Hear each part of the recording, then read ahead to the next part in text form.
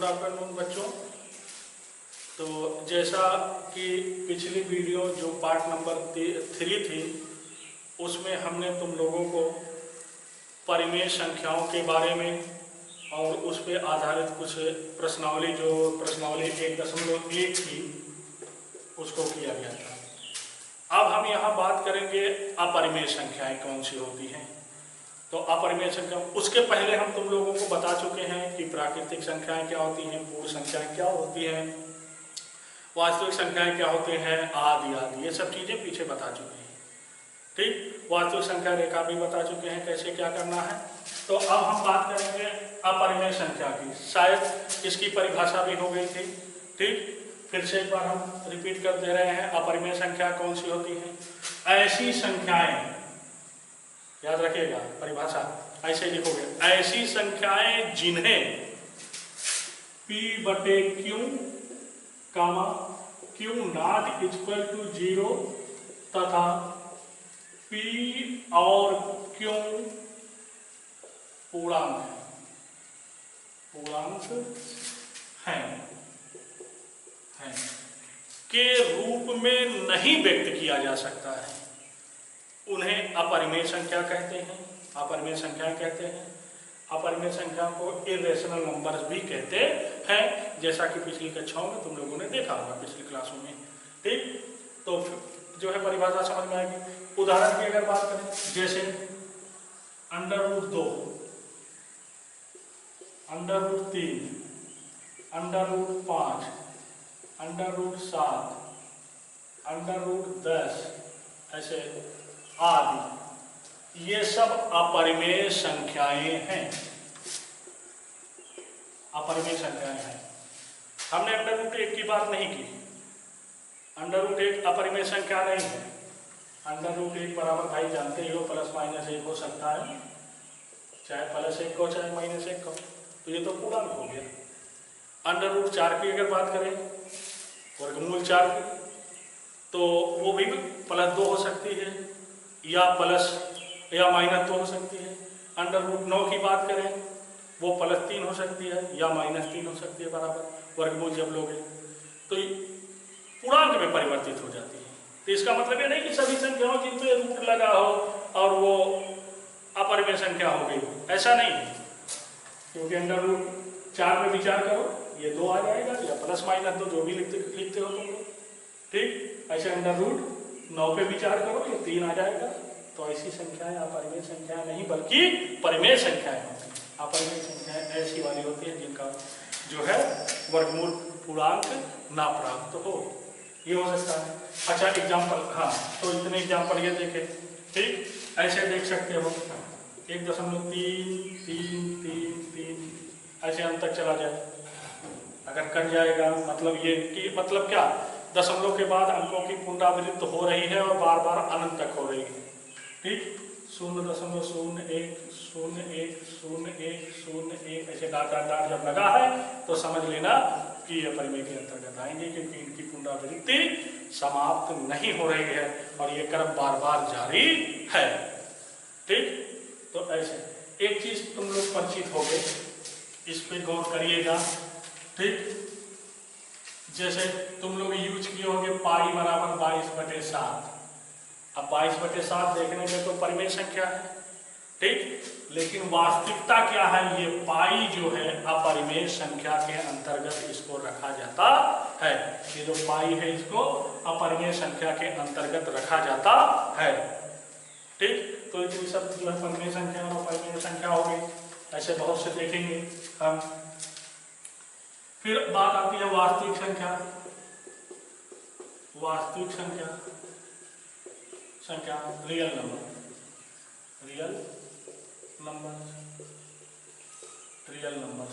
वास्तविक संख्याएं क्या होती है? Real number. सभी प्रकार की, चाहे वो परिमेय हो चाहे अपरिमेय हो, सभी प्रकार की संख्याएं, परिमेय अपरिमेय पूर्णांक अपूर्णांक, जब जितनी भी हैं सबको वास्तविक संख्या के अंतर्गत रखा जाता है। ठीक, तो पीछे बताया जा चुका है। फिर उसके बाद वास्तविक संख्याओं को वास्तविक संख्या रेखा पर प्रदर्शित भी किया जाता है। वास्तविक संख्या रेखा तुम लोग देखे हो, ये भी पीछे हमने दिखाया था, बीच में 0 होता है, उसके बाद ये प्लस अनंत तक जाती है, ये माइनस अनंत तक जाती है, ये 1 हो गया, ये 2 हो गया, ऐसे इधर इधर -1 हो गया, -2 हो गया। किन्हीं भी दो वास्तविक संख्याओं के बीच असंख्य वास्तविक संख्याएं होती हैं। अब एक चीज और है यहाँ, अगली जो प्रश्नावली जो दी गई है, अगली जो प्रश्नावली दी गई है उस पे गौर करो। अपरिमेय संख्याओं को वास्तविक संख्या रेखा पर कैसे प्रदर्शित किया जाता है। प्रश्नावली 1.2 जो एनसीईआरटी के बुक में दी गई है वो यही दी गई है कि अपरिमेय संख्याओं को वास्तविक संख्या रेखा पर कैसे निरूपित किया जाता है। जैसे √3 को वास्तविक संख्या रेखा पर निरूपित कीजिए, ऐसा क्वेश्चन हो सकता है। √2 को वास्तविक संख्या रेखा पर निरूपित कीजिए, ऐसा क्वेश्चन हो सकता है। √5 को वास्तविक संख्या रेखा पर निरूपित कीजिए, ऐसा क्वेश्चन हो सकता है। तो इसको निरूपित करने के लिए ठीक हमको गोला प्रकार, पटरी और पेंसिल की जरूरत पड़ेगी और उसको गोला प्रकार से बना करके दिखाना पड़ेगा। तो इसलिए हम इस प्रश्नावली को छोड़कर अगली प्रश्नावली के बारे में बात करेंगे, क्योंकि जब क्लास में हम लोग मिलेंगे तो वहां पर अपरिमेय संख्याओं को वास्तविक संख्या रेखा पर कैसे प्रदर्शित किया जाता है ये दिखाया जाएगा। हाँ, अगर पिछले जो चीजें पढ़ाई गई उनसे रिलेटेड प्रश्नावली में कुछ सत्य या असत्य टाइप के क्वेश्चन हैं तो उसको अपना पढ़ करके तुम लोग देख सकते हो।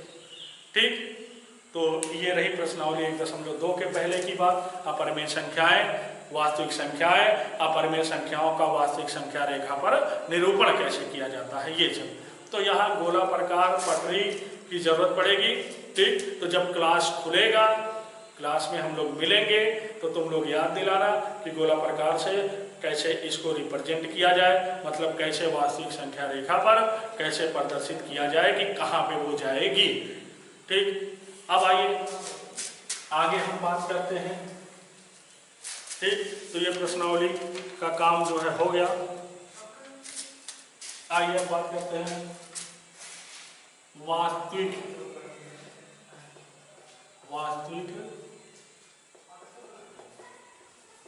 संख्याएं एवं उनका दशमलव प्रसार, एवं उनका दशमलव प्रसार। तो वास्तविक संख्याओं का दशमलव प्रसार हम बात करेंगे कि जैसे किसी भी वास्तविक संख्याओं को दशमलव के रूप में कैसे परिवर्तित किया जाता है, या दशमलव के रूप में दी गई है तो उनको वास्तविक संख्या के रूप में कैसे प्रदर्शित किया जाता है ये बात करेंगे। तो बच्चों इसके लिए बहुत ज़्यादा ना हम कुछ कहते हुए तुम लोग जो चीज़ जानते हो उसी पे हम बात करते हैं। जैसे गौर से देखिएगा, 10 में तुम लोग 3 से भाग दिए होंगे ना, ये 10/3 वास्तविक संख्या है कि नहीं। इसके अगर भाग की बात करो तो ऐसे मिलेगा 3.3 ये मतलब 3 बार ऐसे रिपीट होता जाता है। ठीक, अच्छा इसी को हम ये जो 10/3 जो ये है, ये 3 तो है, दशमलव के बाद रिपीट कौन हो रहा है उस पर हम ये बार लगा करके प्रदर्शित करते हैं। इसका मतलब भी है कि ये अनंत तक ऐसे गया है, बार बार रिपीट हो रहा है।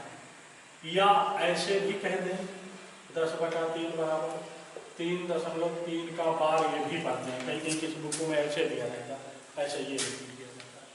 ये देखें तो 10/3 का दशमलव प्रसार है कि नहीं है।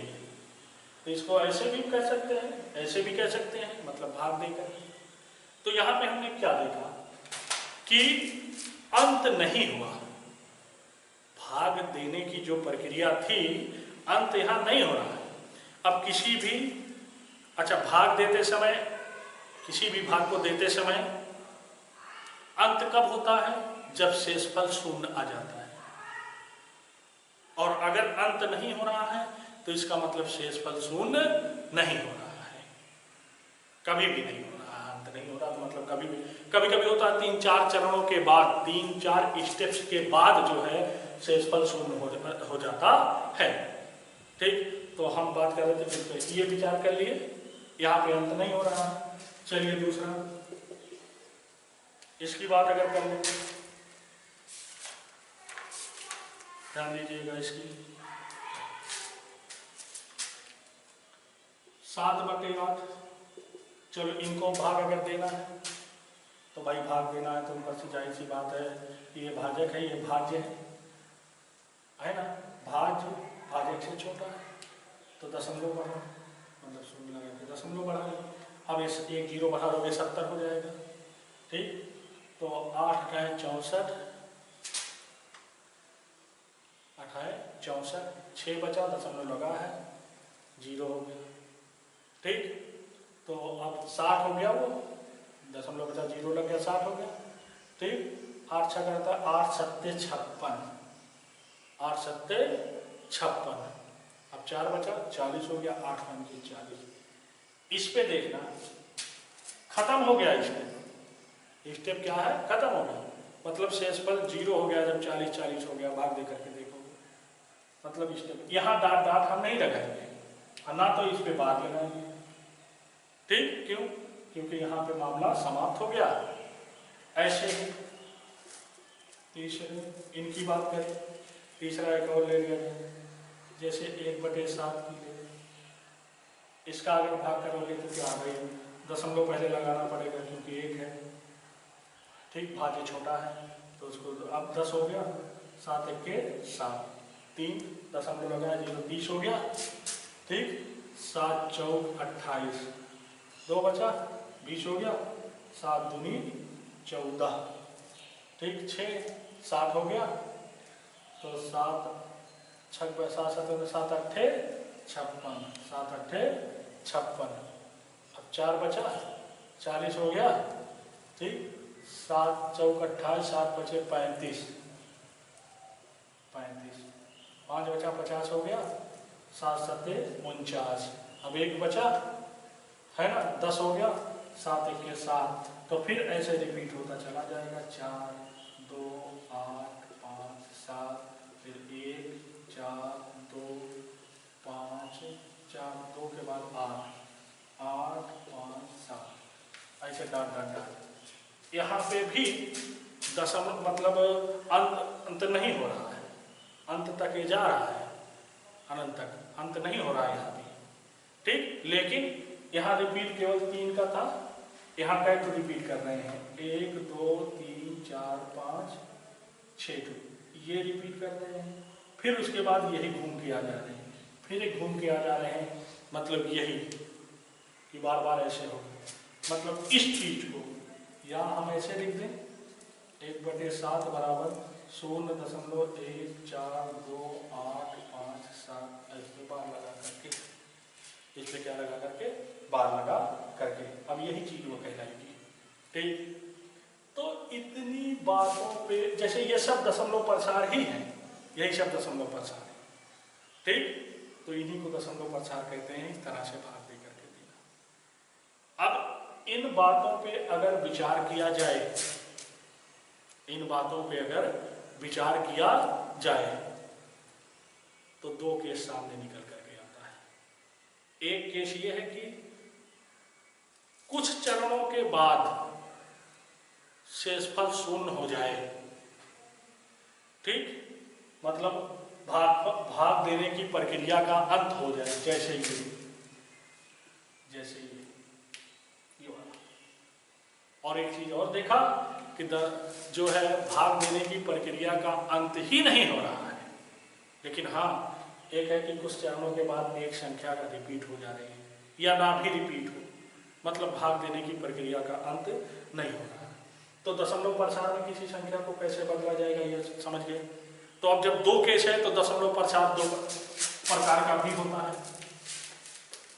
दशमलव प्रसार भाई दोनों केसों की वजह से दशमलव प्रसार जो है 2 प्रकार का होता है।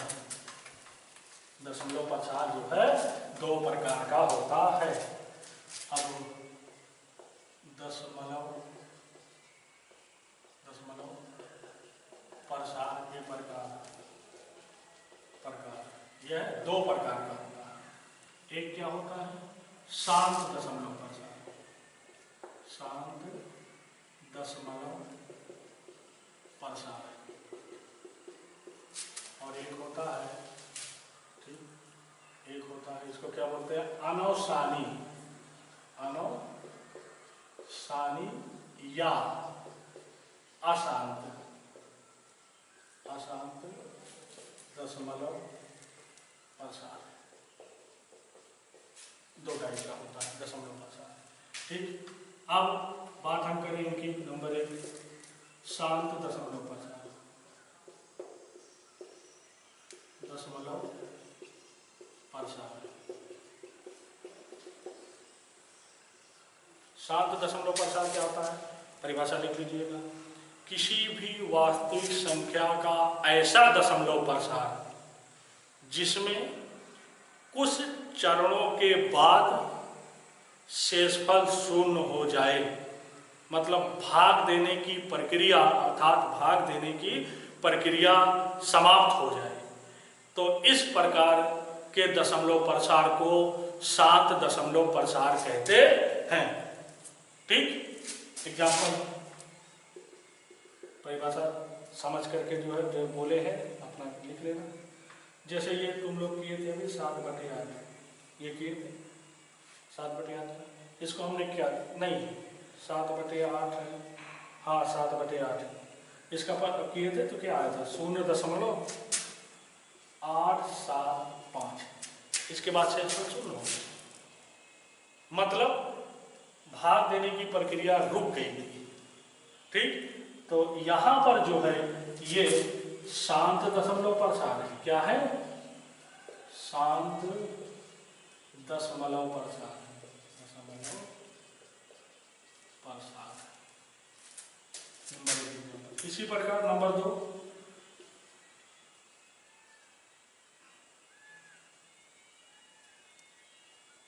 जैसे देखें नंबर 2 24/25 कर लें, चलो 0 या और कर लें, थोड़ा सा 26 कर लें, 25 के 25, एक बचा, दशमलव लगाए, 10 हो गया, नहीं जाएगा 0।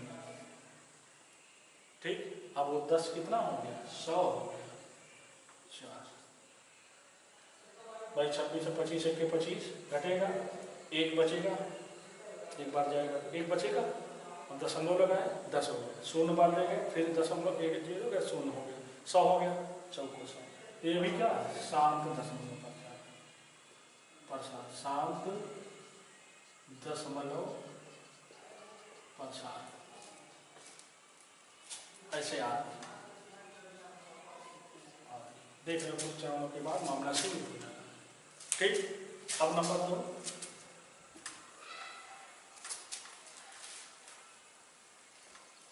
नंबर 2 देखो, अगर यहाँ के बाद वीडियो में नहीं दिखाई देगा तो यहाँ केवल आदि लिखे हुए हैं बस। ठीक, नंबर 2 बात आती है अनौसानी, अनौसानी या अशांत दशमलव प्रसार, अनौसानी।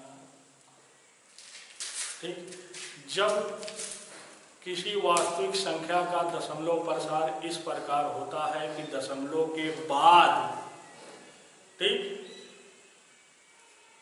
आने वाली संख्या का अंत ही नहीं होता है, मतलब जब भाज्य में भाजक से भाग दिया जाता है तो शेषफल कभी भी शून्य नहीं आता है, तब इस प्रकार के दशमलव प्रसार को अशांत या अनौसानी दशमलव प्रसार कहते हैं।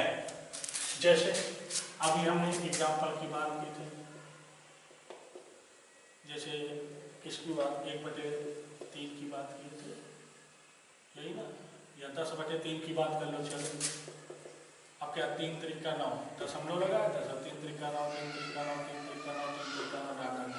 तो ये किस प्रकार का दशमलव प्रसार है, ये किस प्रकार का दशमलव प्रसार है, तो ये अशांत या अनौसानी दशमलव प्रसार है।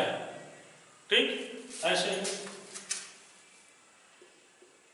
या इसी को ऐसे भी लिख सकते हो, ये भी देख लो, या 10/3 बराबर क्या हो जाएगा 3.3 का 12।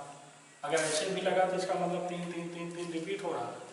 तो ये भी क्या है, अनौसानी है ना, अनौसानी या अशांत दशमलव प्रसार। अनौसानी आवर्ती होता है क्या,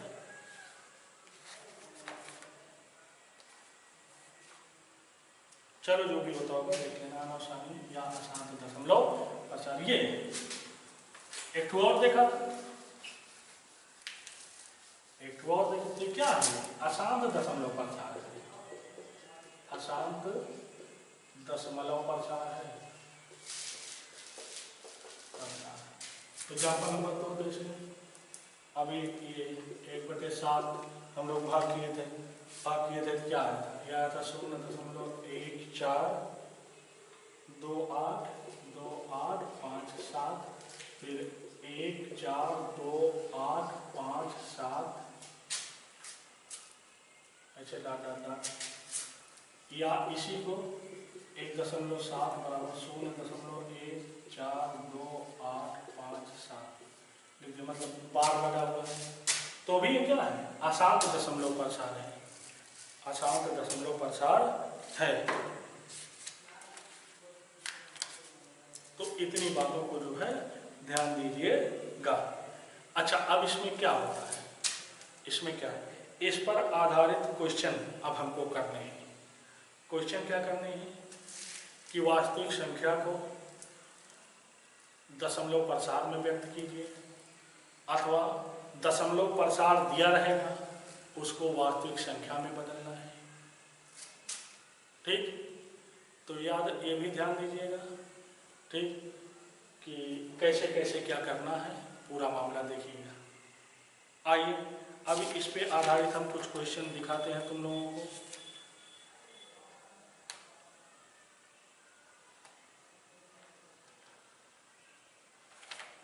इस पे आधारित आइए कुछ जो है दिखाते हैं।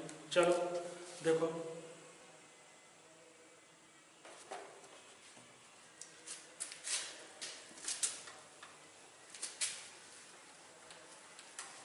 चलिए कुछ क्वेश्चन किया जाए और देखा जाए कैसे क्या।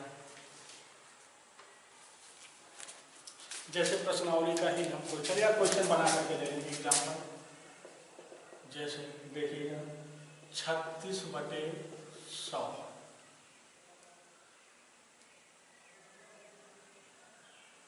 को दशमलव रूप में व्यक्त कीजिए तथा यह भी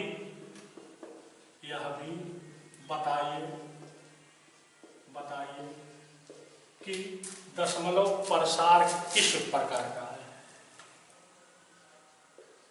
दशमलव प्रसार किस प्रकार का है, किस प्रकार का है।